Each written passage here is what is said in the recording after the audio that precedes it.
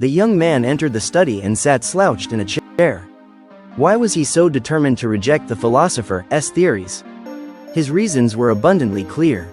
He lacked self-confidence and, ever since childhood, this had been compounded by deep-seated feelings of inferiority with regard to his personal and academic backgrounds, as well as his physical appearance.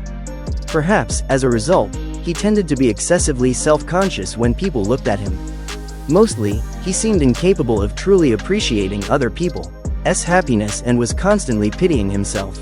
To him, the philosopher's claims were nothing more than the stuff of fantasy. Youth asking. A moment ago, you used the words that your specialty is in Greek philosophy.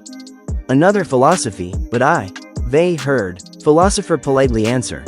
Yes, Greek philosophy has been central to my life ever since I was a teenager. The great intellectual figures, Socrates, Plato, Aristotle. I am translating a work by Plato at the moment, and I expect to spend the rest of my life studying classical Greek thought. Youth asking. Well, then what is this? Quote, other philosophy. Quote question mark. Philosopher answer. It is a completely new school of psychology that was established by the Austrian psychiatrist Alfred Adler at the beginning of the 20th century.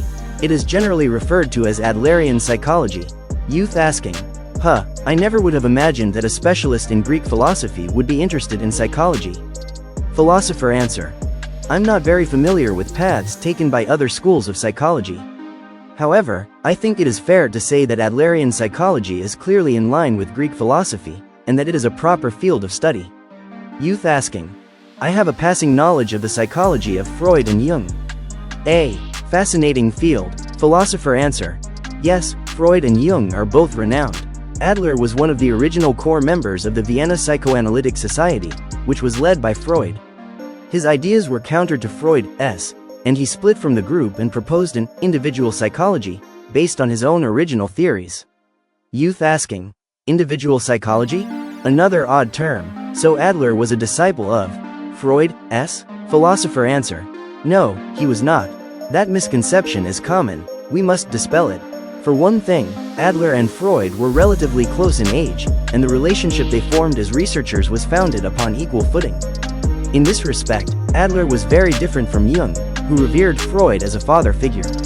Though psychology primarily tends to be associated with Freud and Jung, Adler is recognized throughout the rest of the world, along with Freud and Jung, as one of the three giants in this field. Youth think a little bit and say, I see. I should have studied it more. Philosophers say, I suppose it's only natural you haven't heard of Adler. As he himself said, there might come a time when one will not remember my name. One might even have forgotten that our school ever existed. Then he went on to say that it didn't matter. The implication being that if his school were forgotten, it would be because his ideas had outgrown the bounds of a single area of scholarship, and become commonplace, and a feeling shared by everyone. For example, Dale Carnegie, who wrote the international bestsellers How to Win Friends and Influence People and How to Stop Worrying and Start Living, referred to Adler as a great psychologist who devoted his life to researching humans and their latent abilities. The influence of Adler's thinking is clearly present throughout his writings. And in Stephen Covey's The 7 Habits of Highly Effective People, much of the content closely resembles Adler's ideas. In other words, rather than being a strict area of scholarship, Adlerian psychology is accepted as a realization, a culmination of truths and of human understanding. Yet Adler's ideas are said to have been 100 years ahead of their time, and even today we have not managed to fully comprehend them. That is how truly groundbreaking they were. Youth. So your theories are developed not from Greek philosophy initially but from the viewpoint of Adlerian psychology? Philosopher. Yes, that's right. Youth. Okay, there's one more thing I'd like to ask about your basic stance. Are you a philosopher, or are you a psychologist? Philosophers say, I am a philosopher, a person who lives philosophy. And, for me, Adlerian psychology is a form of thought that is in line with Greek philosophy, and that is philosophy. Youth. All right then, let's get started.